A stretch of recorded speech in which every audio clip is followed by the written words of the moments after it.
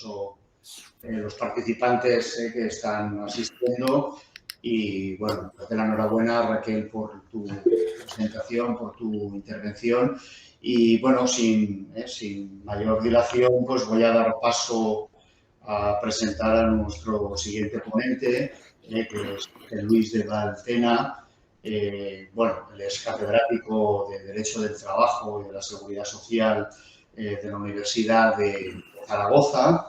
Y bueno, pues también decir que también han elaborado, ya lo ha comentado la profesora Arantxa Vicente, un proyecto en esta materia. Él es premio extraordinario de tesis doctoral y también es miembro de un equipo de investigador que obtuvo el premio de investigación del Consejo Económico y Social.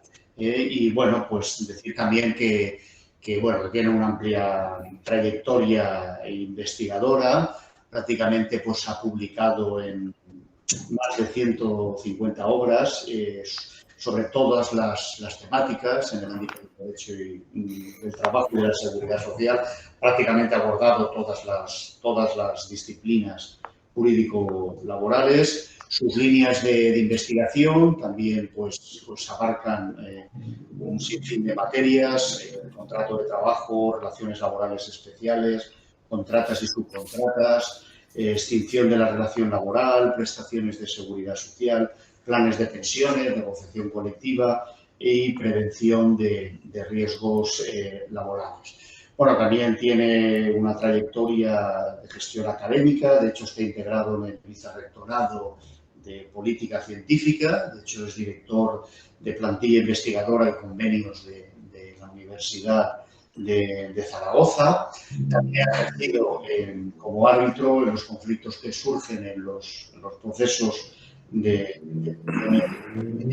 Y bueno, pues por supuesto ha realizado también importantes estancias de investigación en universidades españolas y extranjeras. Tiene una conexión con Italia, donde también ha sido como profesor invitado. Ha formado parte, por supuesto, también de comités científicos, de revistas especializadas. Y bueno, pues la temática de su ponencia pues versará sobre la contratación laboral y jurisprudencia comunitaria. Pues os dejo con Ángel Luis de Valtena, agradeciendo, por supuesto, también que haya aceptado la invitación a estar aquí en esta primera sesión online. Y bueno, pues cuando quieras, Ángel, te cedo la palabra y cuando quieras puedes iniciar tu exposición. Muchas gracias. Gracias a ti, Fernando, por tus palabras de presentación y sin duda esas gracias las tengo que extender a las profesoras Arantxa Vicente Palacio y a Inmaculada Ballester Pastor, pues por esta invitación que me habéis trasladado y que sin duda creo que el origen es el conocimiento por parte de Arantxa, ¿verdad?, de una actividad que habíamos programado y que como en tantas otras la COVID frustró temporalmente, y era la de un curso extraordinario en la Universidad de Verano de Jaca, que organiza cada año la Universidad de Zaragoza, y en el que junto al grupo de investigación de la Universidad de Udine, italiana, pues habíamos previsto celebrar, insisto, si no hubiera sido por esa situación excepcional derivada de la pandemia.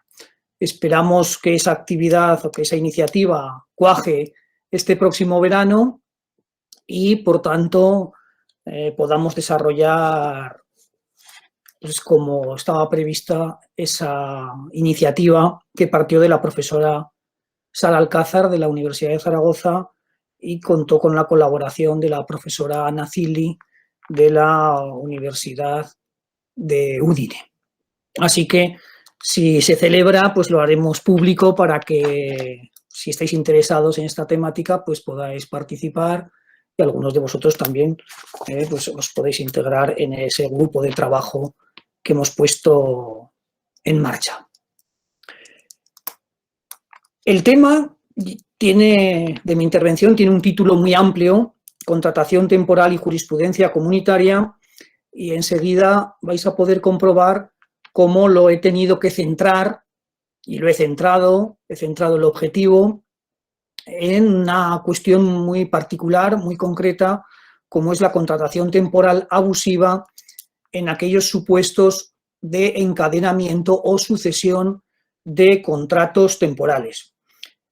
Mi opción ha sido esa por una sencilla razón.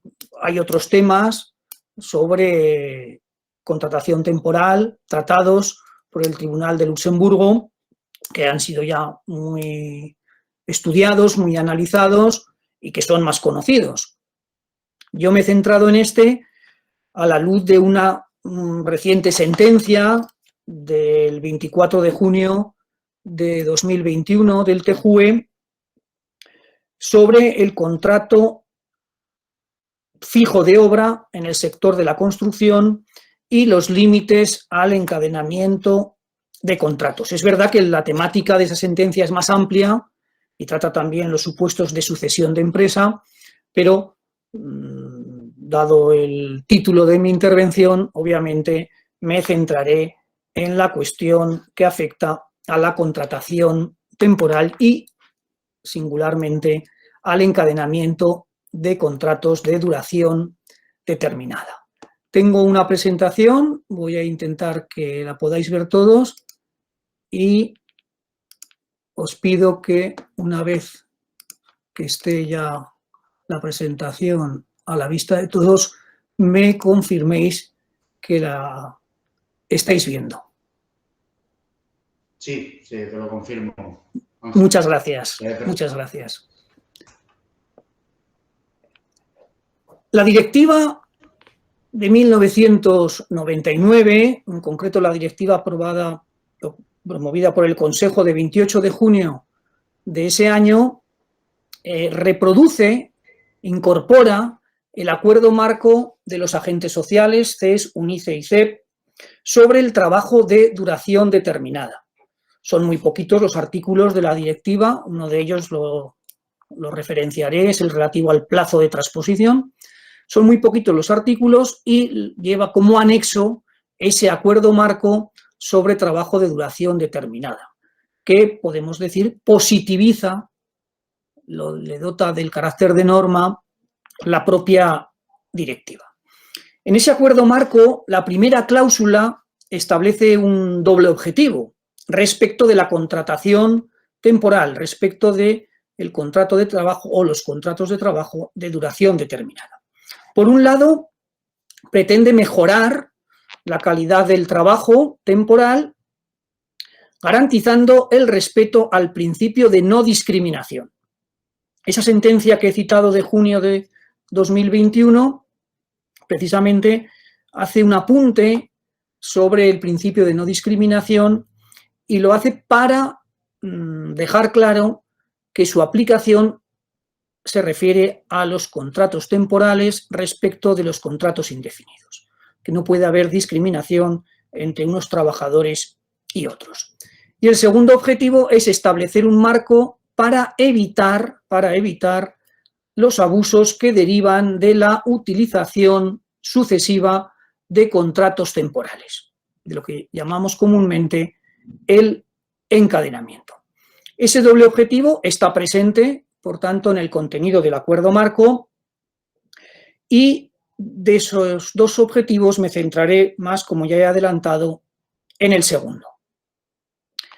La directiva del año 99 establece en su cláusula quinta, apartado primero, un conjunto de medidas que tienen como finalidad evitar el abuso en la contratación temporal.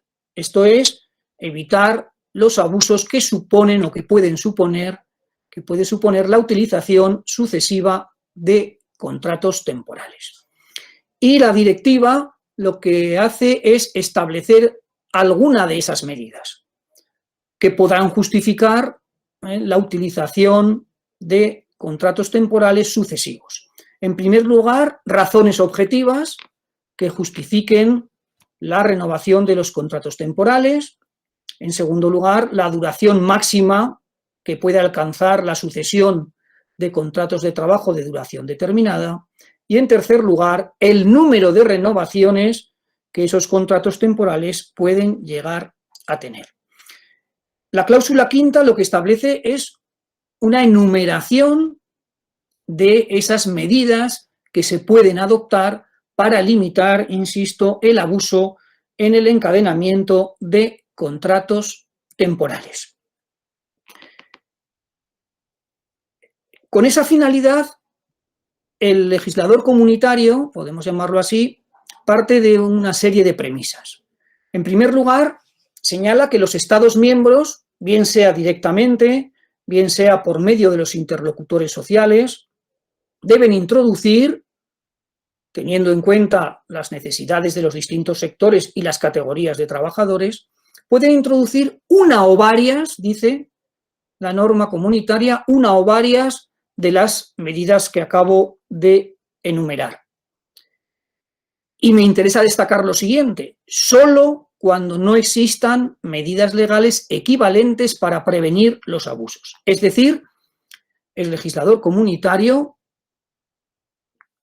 apunta posibles medidas para evitar los abusos en la concatenación, en el encadenamiento de contratos temporales, siempre y cuando sea menester introducir alguna de ellas, puesto que si hay medidas legales equivalentes que prevengan esos abusos, no sería necesario. En segundo lugar, corresponde a los Estados miembros o a los interlocutores sociales determinar en qué condiciones los contratos de trabajo temporales se han de considerar sucesivas o sucesivos y qué consecuencias va a tener el encadenamiento de esos contratos y si va a ser, en todo caso, su consideración de contratos celebrados por tiempo indefinido. Podemos avanzar ya que a la vista de esas premisas, el legislador comunitario ha sido muy laxo a la hora de facilitar el cumplimiento de ese segundo objetivo de la norma comunitaria. No establece reglas imperativas, traslada cierto poder de decisión o un gran poder de decisión a los Estados miembros e incluso estos pueden articular otras medidas si son equivalentes. La dificultad a veces será determinar si esas o no son equivalentes, y además puede hacerse a través, en la inclusión de esas medidas, puede hacerse a través de los agentes sociales, sin duda a través de la negociación colectiva. De la directiva comunitaria me interesa destacar un dato y es el plazo que la propia norma establece para que los Estados miembros transpongan el contenido de esa directiva o den cumplimiento, en sentido jurídico, a lo que allí se establece. La fecha prevista era el 10 de julio de 2001, ampliable en un año suplementario. Y aquí también se dice que alternativamente los Estados miembros, en el mismo plazo, deberían asegurarse de que los interlocutores sociales, los agentes sociales, hubieran establecido las disposiciones necesarias para garantizar en todo momento los resultados que persigue la directiva. Necesariamente ha de ser a través de un acuerdo, a través de disposiciones con valor normativo, lo que en nuestro país sería a través de la negociación colectiva estatutaria.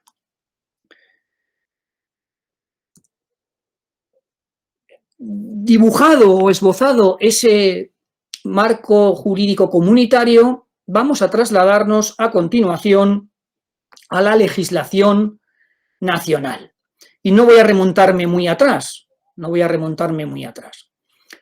En el texto refundido del Estatuto de los Trabajadores de 1995 existía ya un artículo 15.5, si bien en el mismo había una llamada, una remisión al desarrollo reglamentario de los contenidos del propio precepto legal. Fue en 2001, fue en 2001 y ahí he citado y he recogido las dos normas, el Real Decreto Ley 5/2001 y la Ley 12/2001. Ángel, perdona que te interrumpa. Sí. No estás pasando las diapositivas. ¿Te has quedado en ¿No se ven? No, solo has Pues quedado las en las estoy pasando. Porque solo figura la primera, no he visto aquí. Pues voy a volver hacia atrás. ¿Ahora la veis? Sí, ahora sí que has cambiado. ¿Ahora cuál estáis viendo? Sí, ahora sí que has cambiado. Has puesto. Ahora Espera, sí. voy a volver hacia atrás. Voy a hacerlo manual porque estaba dándole con el puntero automático. Esta era la presentación. La primera. Esta ha sido la primera. Sí, me sabía mal interrumpirte, pero cuando he visto, digo... No, por supuesto. Y las voy pasando brevemente para que las veáis. Es más o menos lo que he ido hablando y a partir de aquí pues ya prosigo. Digo que la legislación nacional, como casi regla común o general, primero por un Real Decreto Ley y luego por una ley, en el año 2001 dio nueva redacción al artículo 15.5 del Estatuto de los Trabajadores en la versión del texto refundido del año 1995. Y ciertamente existía ya el 15.5, pero había una mera remisión al desarrollo reglamentario de los contenidos de ese precepto. El nuevo 15.5 del Estatuto de los Trabajadores lo que hace es una llamada a la negociación colectiva, inicialmente solo a la negociación colectiva sectorial, pero posteriormente la Ley 12 se dirigió directamente a los convenios o refirió directamente a los convenios colectivos en general. De manera que estos están llamados a establecer requisitos dirigidos a prevenir los abusos en la utilización sucesiva de la contratación temporal. Con esta llamada a la negociación colectiva, con esta remisión a la negociación colectiva, el legislador reconocía expresamente que se estaba procediendo a incorporar al ordenamiento interno el contenido de la Directiva de 1999. Por el contenido de ese nuevo 15.5 podemos avanzar que ciertamente en ese momento hubo una transposición débil, y así lo llegó a decir el Tribunal Supremo, del contenido de la directiva en cuanto a la sucesión o el encadenamiento de contratos temporales para reparar los supuestos abusivos. Pero fue un primer paso, este fue un primer paso y el segundo de ellos vino en el año 2006 con la misma técnica, primero un Real Decreto Ley, luego una ley, si bien el contenido pues fue muy similar.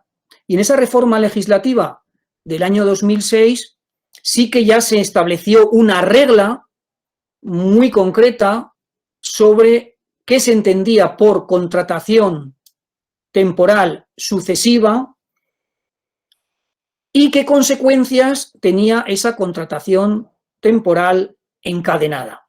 Partiendo de una premisa principal, y es que estamos ante supuestos que no son fraudulentos o contrarios al espíritu de la ley. Por eso comienza el nuevo 15.5 señalando que sin perjuicio de lo dispuesto en los apartados 2 y 3 de este artículo, que establece la sanción legal de contrato indefinido respecto de aquellos contratos temporales celebrados en fraude de ley o sin alta en la seguridad social superado el periodo de prueba, pues bien, en supuestos de contratación temporal regular, cuando se considera que la situación tiene visos de ser abusiva, el legislador establece también la sanción de considerar a esos trabajadores temporales como trabajadores fijos. Y el supuesto de hecho que se establece es el siguiente: un trabajador que durante un periodo de 30 meses haya estado contratado durante un plazo superior a 24 meses, con o sin solución de continuidad, para el mismo puesto de trabajo con la misma empresa mediante dos contratos temporales, ya sea directamente o a través de una empresa de trabajo temporal, ya sea con la misma o con diferente modalidad contractual de duración determinada.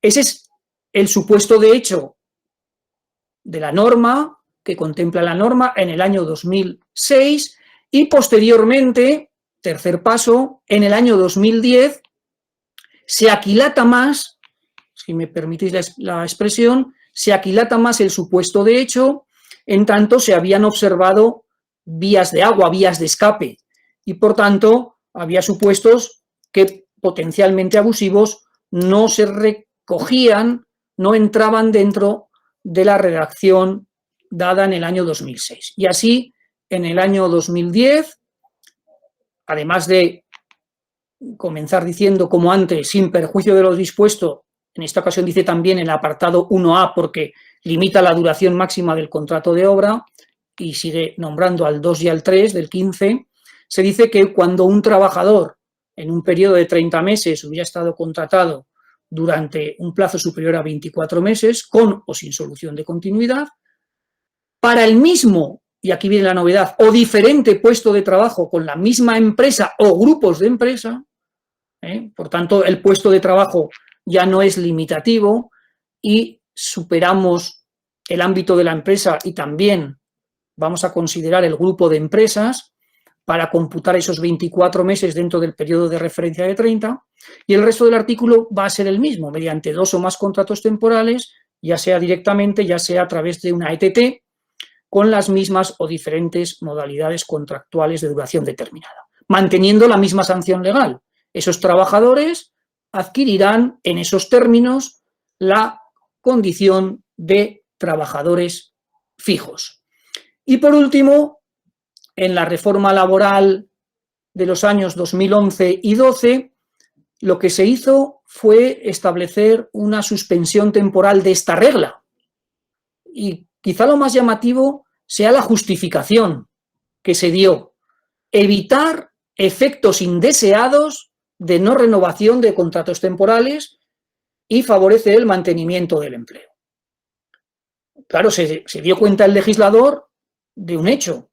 Muchas empresas, para no tener que reconocer la condición de trabajador fijo, a quien superaba ese umbral de 24 meses trabajados con 2 contratos temporales en un periodo de referencia de 30, lo que hacían era extinguir, cuando se extinguía un contrato temporal, contratar a otro trabajador, con lo cual ese trabajador resultaba perjudicado en tanto en cuanto, antes de alcanzar esos 24 meses, veía cómo no volvía a ser contratado temporalmente por la misma empresa. Por cierto, riesgo o efecto indeseado que se sigue manteniendo en el presente. ¿Por qué? Porque esa suspensión temporal inicialmente iba desde el 31 de agosto de 2011 al 31 de agosto de 2013, si bien la reforma laboral de 2012 adelantó el final de la suspensión al 31 de diciembre de 2012. Pues bien, este es el marco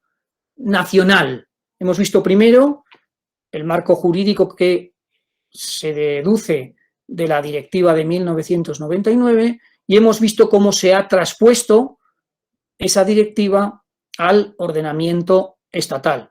Lo he dicho antes y lo recalco ahora, solo las normas de 2001 reconocieron expresamente que se estaba transponiendo la directiva comunitaria. Quizá porque entonces finalizaba el plazo. Las posteriores reformas, que yo creo que fueron más en el sentido, con la finalidad de cumplir el segundo objetivo de la directiva, en las siguientes reformas de la legislación estatal ya no se hacía referencia a esa transposición de la directiva comunitaria. El vigente texto refundido del Estatuto de los Trabajadores recoge la redacción dada por la Ley 35/2010 y tipifica un supuesto de hecho suficientemente amplio y sigue precisando los efectos jurídicos que se derivan de la contratación sucesiva regular, es decir, no fraudulenta, y mantiene que el trabajador adquirirá la condición de fijo.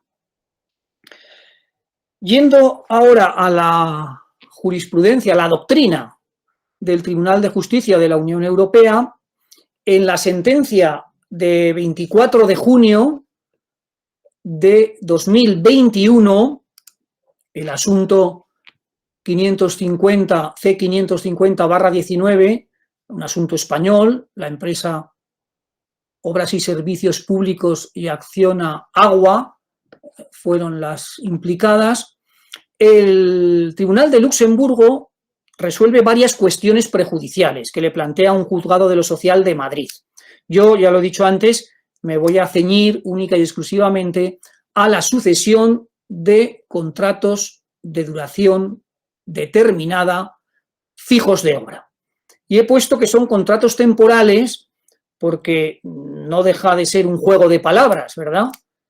El contrato fijo de obra en realidad es un contrato temporal, aunque se denomine fijo de obra porque esa fijeza va más ligada a una obra, aunque no solo en el sector de la construcción, que al tracto indefinido del contrato. Sin remontarme muy atrás, el convenio colectivo del sector de la construcción, el convenio colectivo estatal, actualmente en vigor, al amparo de lo que establece el propio Estatuto de los Trabajadores y la ley de la subcontratación en el sector de la construcción, regula la figura del contrato fijo de obra. Los antecedentes, podríamos remontarnos incluso a la ordenanza en el periodo franquista y a los sucesivos convenios colectivos. Pero por centrar el tema, lo que se establece en este convenio colectivo general del sector de la construcción, en el artículo 24.5, también se llega a decir en el 24.2, pero en el 24.5 con meridiana claridad, es que la contratación con o sin solución de continuidad, una expresión muy similar al 15.5, ¿verdad?, para diferente puesto de trabajo, mediante 2 o más contratos fijos de obra, con la misma empresa o grupo de empresa, en el periodo y durante el plazo establecido en el artículo 15.5 del Estatuto, y aquí viene lo importante, no comportará la adquisición de la condición establecida en dicho precepto. Es decir, no conlleva el reconocimiento de la condición de trabajador fijo. Previamente, insisto, el convenio colectivo regula el régimen jurídico del contrato fijo de obra, que no deja de ser un contrato temporal. De ahí esa referencia expresa a la no aplicación del 15.5. Es decir, que por autorización del legislador estatal, la negociación colectiva excepciona la aplicación del artículo 15.5 del Estatuto de los Trabajadores. Y el Tribunal de Justicia de la Unión Europea se enfrenta a esta cuestión prejudicial.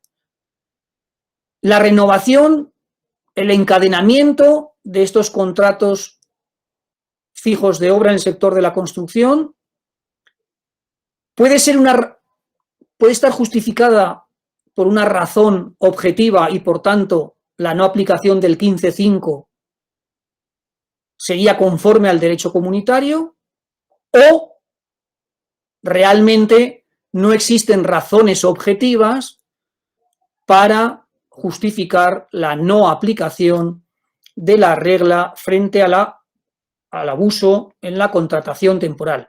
Si recordáis, la cláusula 5, apartado 1, entre las medidas que proponía, la primera era que existieran razones objetivas para posibilitar el encadenamiento de contratos.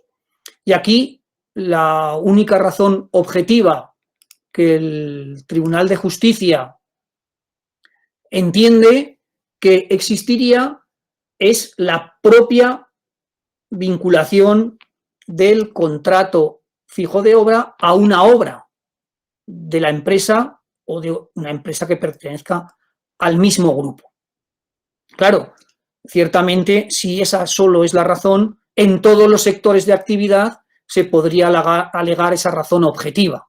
Y el Tribunal de Justicia en primer lugar, señala que el concepto de razones objetivas ha de referirse a circunstancias específicas y concretas que caracterizan una determinada actividad y que, por tanto, justificaría esa situación particular que permitiría la sucesión de contratos de trabajo de duración determinada. Es cierto que no establece ni el legislador ni el convenio colectivo cuáles son esas circunstancias específicas o concretas. Simplemente la tradición histórica de la existencia de este contrato fijo de obra, pero lo cierto es que incluso permite el convenio colectivo que ese trabajador fijo de obra pueda ser destinado con un solo contrato a distintas obras de la misma empresa en la misma provincia. Con lo cual, incluso el objeto superaría una obra y abarcaría a más obras. Así que el Tribunal de Justicia de Luxemburgo señala que esas razones objetivas no se han especificado y que, por lo tanto, no existirían. Concluye que una disposición nacional que autoriza de manera general y abstracta la utilización de sucesivos contratos de trabajo temporales no se ajusta a las exigencias de la directiva comunitaria. Más aún en este caso, cuando considera que no se han presentado medidas legislativas equivalentes para prevenir los abusos. Si recordáis, yo he dicho, ojo, que esas medidas que apunta la directiva será necesario que se trasladen a la legislación nacional si no hay otras medidas legales equivalentes. Y el Tribunal de Justicia de Luxemburgo entiende que no existen esas medidas legales equivalentes para prevenir los abusos, puesto que no se fija una indemnización adecuada para el contrato fijo de obra. Indemnización que en su cuantía elevada prevenga o sancione tales abusos. Es verdad que sí que hay una indemnización hasta un 7% del importe anual y garantizando en todo caso la indemnización para el contrato temporal para obra o servicio determinado del artículo 149.1c, si no recuerdo mal. Pero el TJUE considera, apunta al menos, que no parece que sea adecuada para prevenir y sancionar los abusos en la utilización sucesiva del contrato fijo de obra en el sector de la construcción. Insisto, esta sentencia del Tribunal de Justicia de Luxemburgo trata otros temas.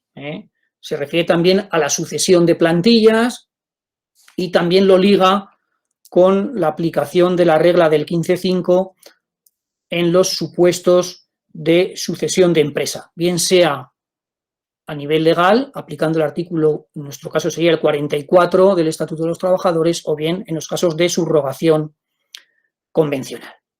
Dicho esto, voy a adelantar en este momento una reflexión final, y es que, sin duda, el legislador ya en el 2001 pretendió, con esa transposición débil, que nuestro ordenamiento cumpliera lo establecido y diera amparo a los objetivos que pretendía la Directiva de 1999, que incorpora el acuerdo marco que regula el trabajo de duración determinada. Lo importante a destacar, según la propia doctrina del Tribunal de Luxemburgo, del Tribunal de Justicia de la Unión Europea, es que los Estados miembros deben de contar con alguna medida efectiva.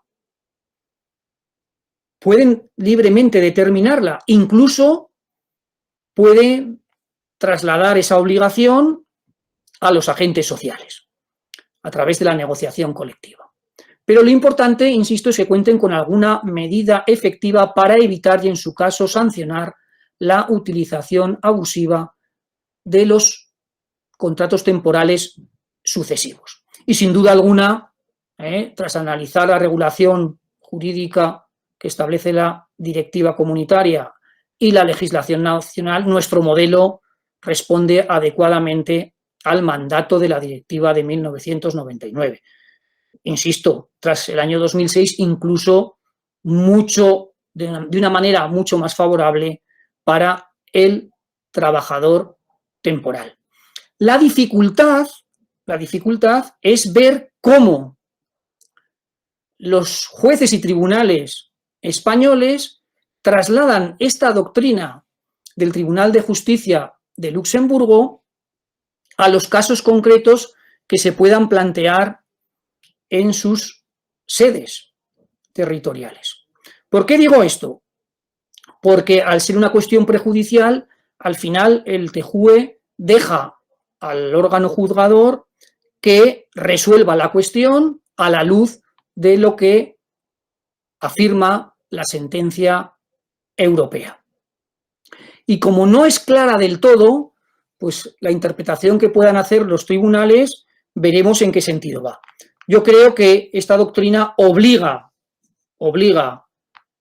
a los agentes sociales que han negociado el convenio colectivo general del sector de la construcción, les obliga a tomar cartas en el asunto y establecer una regulación jurídica muy diferente. Si no, me atrevo a adelantar que pueden venir una serie de resoluciones en cascada que reconozcan la condición de indefinido a muchos trabajadores en el sector de la construcción que han encadenado 2 o más contratos fijos de obra. No olvidemos, insisto, que estamos ante contratos fijos de obra que son realmente contratos temporales. El propio Tribunal de Justicia de la Unión Europea señala que la directiva comunitaria no es lo suficientemente precisa para invocar directamente su aplicación ante los tribunales nacionales. Y, por tanto, esta labor que han de desempeñar los jueces y tribunales españoles es una labor delicada, como antes ya ha apuntado Raquel, y veremos en qué sentido va. Yo, esta misma mañana, he revisado las bases de datos de jurisprudencia por ver si encontraba ya la sentencia del Juzgado de lo Social de Madrid, no la he encontrado, tampoco de tribunales superiores de justicia. Sí que he encontrado, sobre todo, sentencias del Tribunal Superior de Justicia, creo que recordar que eran de La Rioja, donde aplica esta doctrina general, que establece la sentencia del Tribunal de Justicia de Luxemburgo sobre la necesidad de garantizar una protección y evitar los abusos ante la contratación temporal encadenada. Y con esto finalizo mi intervención y quedo a vuestra disposición para que cuando se abra el debate y el turno de preguntas, pues podáis plantear aquello que consideréis oportuno. Nada más y muchas gracias. Muchas gracias, Ángel. Bien, la verdad que el título era muy amplio, contratación temporal y jurisprudencia comunitaria, y verdaderamente dentro de esa amplitud pues te has centrado magistralmente en el contrato fijo de obra y bueno, pues has establecido todas las medidas para evitar el encadenamiento y has hecho un análisis muy exhaustivo sobre la sentencia del 24 de junio de 2021. Bien, muchas gracias. Felicitarte, por supuesto, por tu intervención. Entendemos que al final de las 3 intervenciones pues habrá, esperemos, un momento de debate, de reflexión o de preguntas, razón por la cual pues ya cedo la palabra a la profesora Arantxa Vicente y ya pues con la siguiente tercera y última intervención, la de Yolanda. Bueno, de hecho antes no quería hacer una inversión excesiva de tiempo en la presentación de las jornadas ni tampoco de las personas que intervienen, pero creo que es de justicia hacer una pequeña presentación de quien va ahora a intervenir, que va a coger el turno de palabra, aunque pues ya es sobradamente conocida por casi todos los que estamos hoy en este acto, ¿no? Yolanda Maneiro es actualmente profesora titular de Derecho del Trabajo en la Universidad de Santiago de Compostela y ahora, revisando para presentar su intervención, pues me he dado cuenta que el tiempo pasa volando porque ya lleva 20 años en el ámbito de esta actividad. Empezó su actividad en el año 2001, estamos en el 21 y durante todo ese tiempo la verdad es que ha acreditado una cantidad de actividades en el ámbito académico realmente espectacular, ¿no? Resumir, aunque los números nunca son muy expresivos, por lo menos a mí nunca me expresan mucho, pero bueno, creo que tiene unas 119 publicaciones desde que iniciara o defendiera su tesis bajo la dirección del profesor Garate Castro en la Universidad de Santiago sobre la tutela de los derechos fundamentales y libertades públicas por las tribunales españolas. A partir de entonces, esas 119 publicaciones